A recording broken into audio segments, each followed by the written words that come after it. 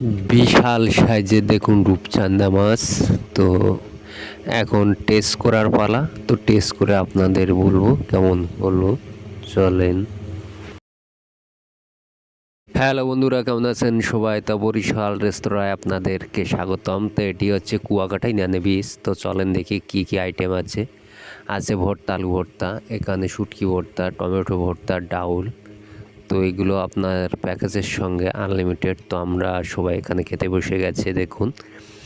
তো আমাদের সঙ্গে এমন একটা ঘটনা ঘটে যাবে আমরা কখনো বুঝতে পারিনি। এই আছে খাবারের মেনুটা দেখে নিন আর বলতে থাকি।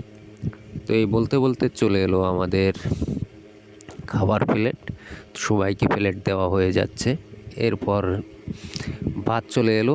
আমরা এই যে ডাউল নিতে নিতে এরপর যেটা হয়েছিল আমাদের, এই যে রূপচাঁদা দেখছেন, প্রতিটি রূপচাঁদার ওজন 300 থেকে 350 গ্রাম ওজন। আমাদের এই প্যাকেজটি ছিল আপনার 300 টাকা করে। তো প্যাকেজে ছিল একটা বিগ সাইজের রূপচাঁদা দিবে, 3 প্রকার ভর্তা আর আপনার ডাউল। তো এগুলো আনলিমিটেড ছিল, ভাত আনলিমিটেড। তো সবাইকে দিয়ে দিচ্ছিল। দেখুন খুবই বড় বড় সাইজের কিন্তু রূপচাঁদা মাছ।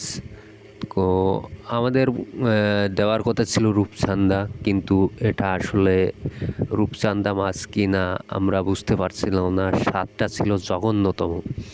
দেখুন কত বড় বড় সাইজের মাছ, দেখলেই বোঝা যাবে যে কত বড় সাইজের। এই মাছটা কিন্তু আমরা খেতেই পারছিলাম না, প্রচণ্ড গন্ধ এবং কোলেস্টারের মাছ ছিল।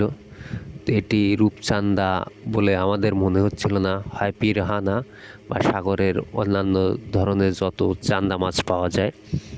তো এই রেস্তোরাঁটা ছিল ইনানি বীজের রাস্তার উপরেই, বরিশালের।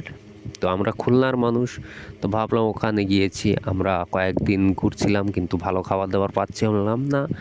বান্দরবান ছিলাম তখনও ভালো খাবার দাবার পাচ্ছিলাম না। তো এখানে আমরা সকালে নাস্তা করলাম, তো ভালো লেগেছিল, সেভাবে এনাদেরকে অর্ডার করলাম। কিন্তু পরিশেষে খাওয়ার সময় আমরা কেউ মাছই খেতে পারলাম না। অবশেষে ডাউল আর হচ্ছে আলু ভর্তা দিয়ে খেয়েই চলে গেলাম। আমাদের দেখুন এই যে বড় ভাই মাছটা কিন্তু উঠিয়ে রেখেছে, প্রচণ্ড গন্ধ বেরোচ্ছিল, সে কিন্তু খায়নি।